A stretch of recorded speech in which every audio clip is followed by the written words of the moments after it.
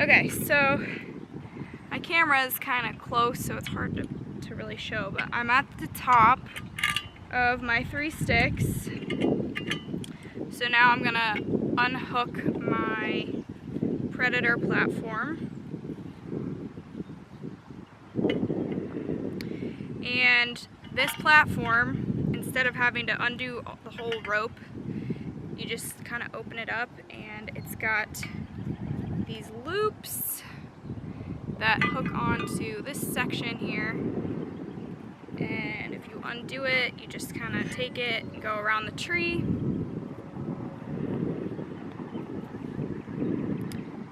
You really could go whatever direction you want to, but essentially you're attaching it similar to a tree stand. So you're gonna fold it back up once you undo your hooks.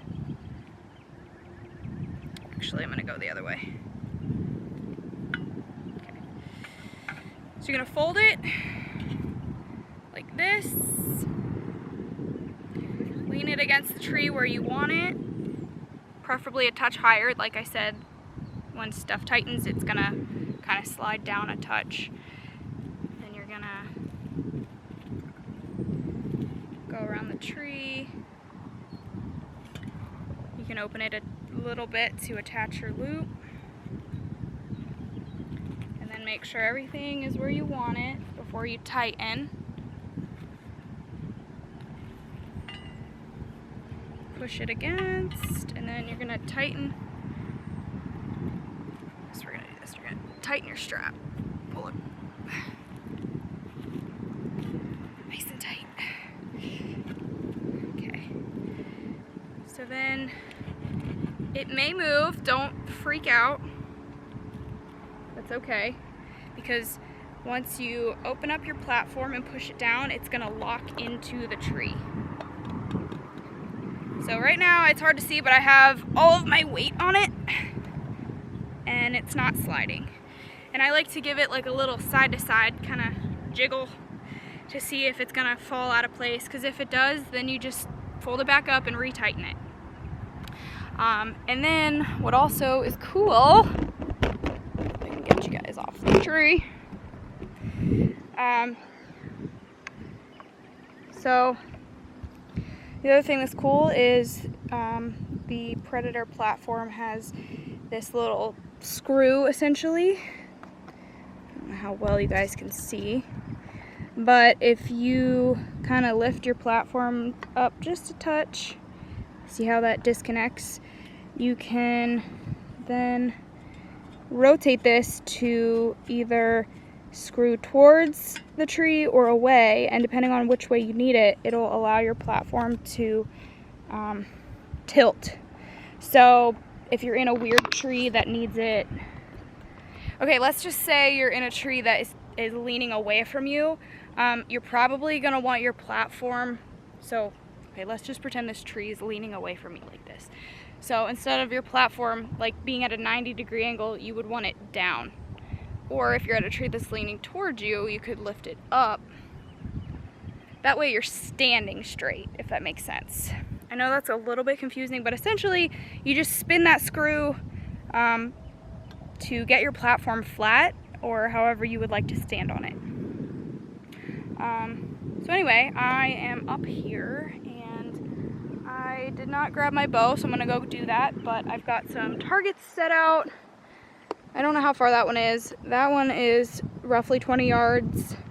Then I have one over here, but this limb is obviously in the way, so I may need to get up higher. We'll see. I also don't know how far that one is either, but something that I really struggled with last year was I seemed to be hitting high.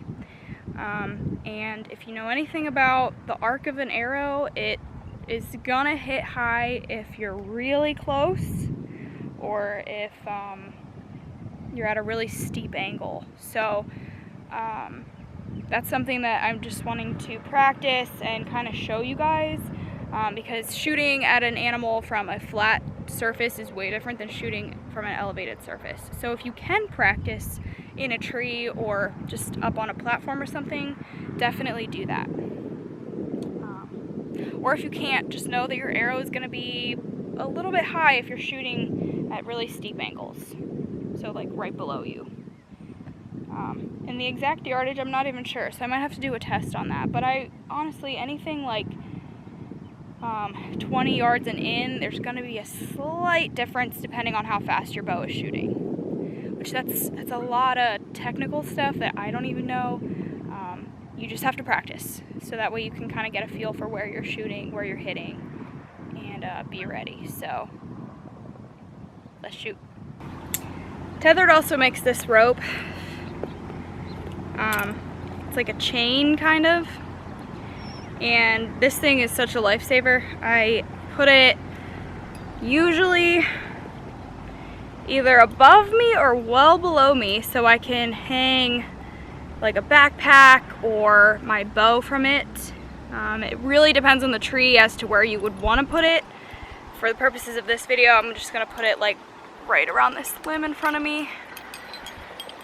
And you can obviously clip any clips you need to the whole way along it. And then we also have what's called a hero clip.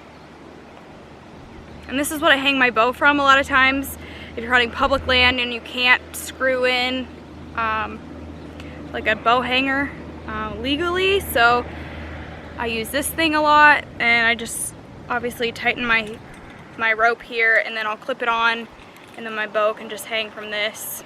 And this is nice too, because you can, like, say you have a limb right here above your head, you can wrap the rope around it and then hang your bow out too, which I personally prefer, but a lot of trees I'm in don't have a limb like that, so I'm stuck having it right against the tree, which is okay too. But basically it's got this like strap on the end, and that's like the part you would attach to the tree, which you can do more. And then I usually clip them together so it's not gonna slide or anything, but for now we'll just use one.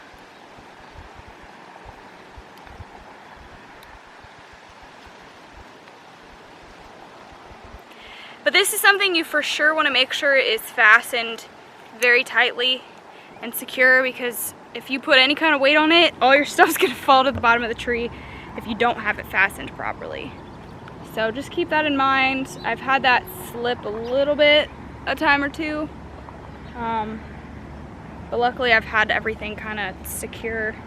You kind of cinch it down, you know, you get it attached and then you just pull it tight, but it does come loose, so just keep that in mind.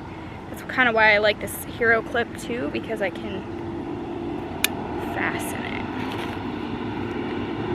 you know, stretch it tight. So it's not going anywhere. And then the excess you just can either rewrap around the tree or just get out of your way. Whatever. Okay. As is, I am honestly probably right now I'm like 15-ish feet up, so not the highest, but definitely high enough to kind of get like a weird angle shot. So we got a buck out here at 20 yards.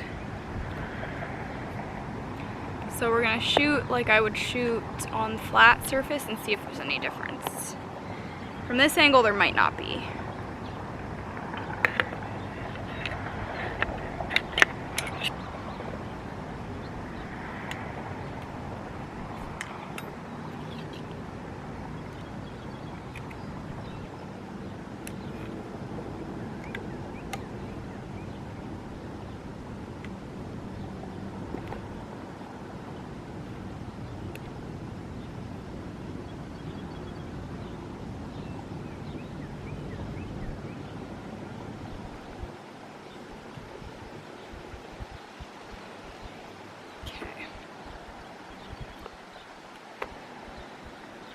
Okay, here we go.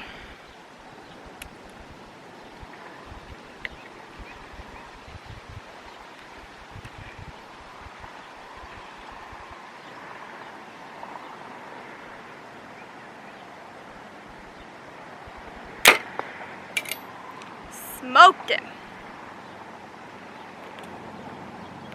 I actually did. That was a good shot. Let's do another one.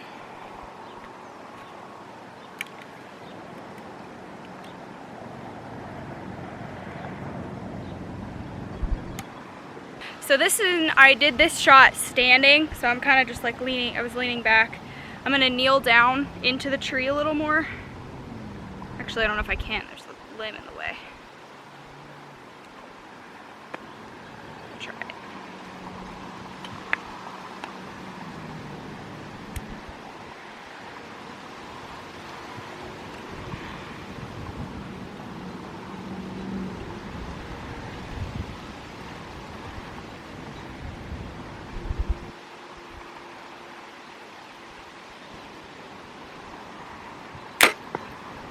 Nice. Looks good. So by now you guys are probably like, okay, cool, but what if your target is at a weird angle? So obviously this way would be my strong side. I'm right-handed. I'm a right-handed shooter, so your left side is going to be your dominant side, your best side for shooting. And what's nice with the saddle is you can swing to get different angles if they're back here, if they're up here. But what happens if they're over here? So I can't actually shoot this way because there's trees, which I kind of strategically place myself where they're more than likely not going to be on my like weak side. Don't get me wrong, obviously deer are going to do what deer want to do, but if they're more than likely going to take a certain trail, I'm going to try to situate myself on the side that is most favorable for the deer, but also, you know, my shooting side. But if in an event it happens, I'm sure you guys have seen my other videos where I'm kind of like fumbling around to get turned around. And that was before I really practiced like turning. So my best advice for you is, if you got a deer coming in on your weak side, instead of trying to like turn around and like get turned, which you definitely can do, I mean you certainly can do this, but you're not really like taunt on the tree. You know, there's definitely room for you to like, you know, fumble or whatever. So what I would recommend is facing the tree and turning into your tethered. So essentially you're gonna put it where you're rotating, basically face the tree and then turn towards whatever direction you want to shoot. So facing the tree, I'm gonna turn, and then I'm gonna take this tether over my shoulder and I'm gonna lay against the tree, so then I can draw back and I'm tight. Like, it's gonna keep me against the tree so I'm not feeling like I'm gonna fall. You're not gonna fall, but you may feel that way, so that's obviously something that's gonna like decrease your confidence when you're in the moment. So this is super helpful. It doesn't get in the way of your bow. Shoot this way, you know, whatever you need to do. And then you just rotate out of it. Now you may say, well, okay, well, what about my bow? Like, if it's in my hand, is it gonna be awkward, whatever? Yeah, it might be a little awkward, but that's why you practice. I would say your best bet, there was an ant on me. I would say your best bet is to, let me think. Best bet would be to get yourself turned and then grab your bow if you can. Now if it's like leaning against the tree like mine is, I would say grab your bow,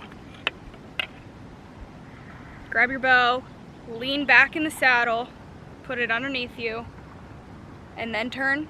That way your arrow stays pointed downward, it's not gonna catch on anything. Again, that takes practice, but you know, this may be something that you're like, oh, I don't want to deal with that, I'm not gonna saddle hunt. But the reality of saddle hunting is it's not supposed to be like a tool that is making your life easier per se. The stuff that I'm using certainly helps make your life easier, like all these extra ropes and these straps and the clips and everything. I love all that stuff, but the reality is saddle hunting is meant for mobile hunting, and mobile hunting is not always convenient. So, you know, it's not gonna be a tree stand where you're just sitting there ready to go. it's different. It has its purpose.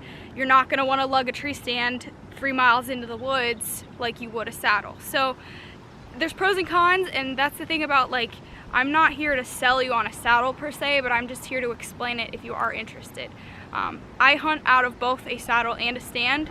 It's literally situational. So for me, I love my saddle for public land. Like, I will not take a tree stand out unless I know for a fact I'm gonna sit in a tree for days and days and days, but rarely does that happen. I'm always on the move. So again, this is something that's not the most convenient if you have to turn, but the reality is either you want to shoot a deer or you don't. So sometimes you gotta struggle a little bit and deal with some stuff like that. But honestly, I would say that is probably the worst part about saddle hunting, is having to turn on your awkward side. But aside from that, it's literally my favorite. So anyway, hopefully that was helpful. And let me shoot one more at this real close target, just to kind of give you guys an idea of you know, if I'm gonna hit high. Okay, so it's at 9.6 yards, but with the angle compensation, I'm gonna shoot it for 7.8. So basically 8 yards, which I can't dial any less than 20, so I'm gonna just back it out. You know what, I'm just gonna leave it on 20. Leave it on 20, and then we'll just see how we hit. Because most of you are probably gonna have a 20-yard pin anyway.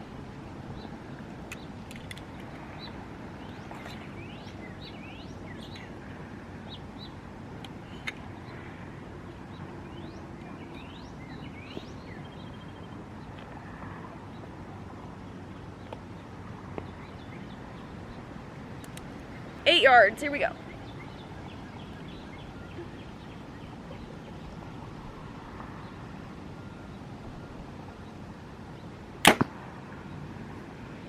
Nice, smoked it. Okay, so for that angle, I aimed about, let me see where it hit. I aimed about 2 to 3 inches lower than where I wanted to hit, and I hit it pretty good, actually. Let's do another one.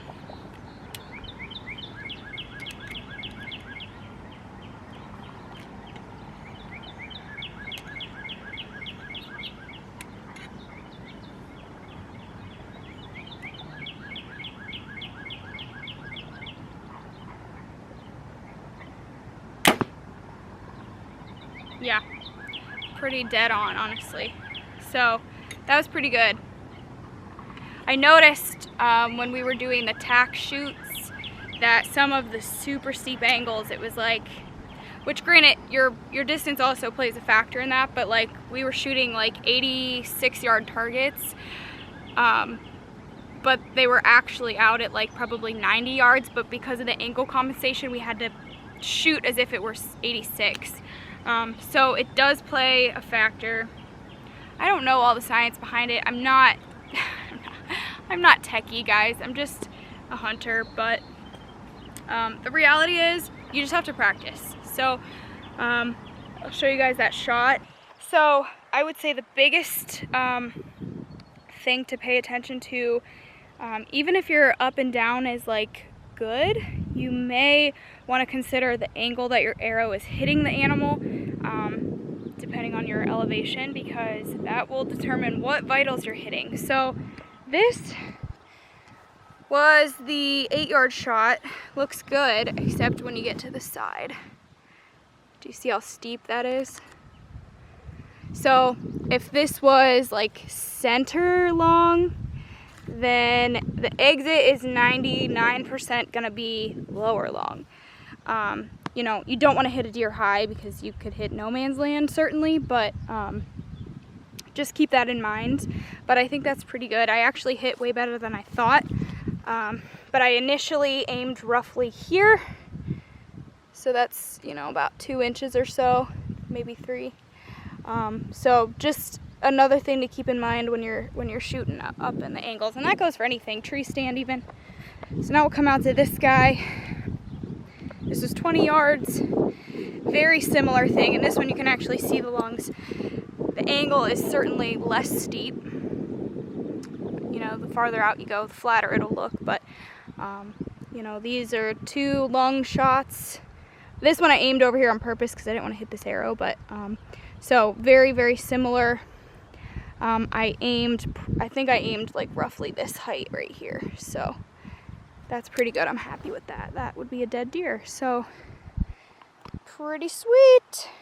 All right, so I think that about does it. I hope you guys found this helpful. It's really hot, so I kind of rushed through it, and I may have missed something, but I don't think I missed anything too crazy important. Get in the shade here, but thank you guys for watching. If you are interested in seeing more of the saddle gear, check out the description. I've got the tethered link in the bottom there, so you guys can find any gear that you need, and to be honest, a lot of it sells out pretty quick because it's so popular, so get it now. So yeah, saddle hunting, good stuff, and I'm really looking forward to it. I've got a little over a month before the season starts, so I'm gonna be practicing as much as I can, definitely from the elevated spot, so maybe do some more videos on it. But if you guys have any questions, feel free to comment, message, whatever. So yeah, if you also like this video, feel free to subscribe and keep up with my adventures this fall. So thanks for watching, guys. I'll see you in the next one.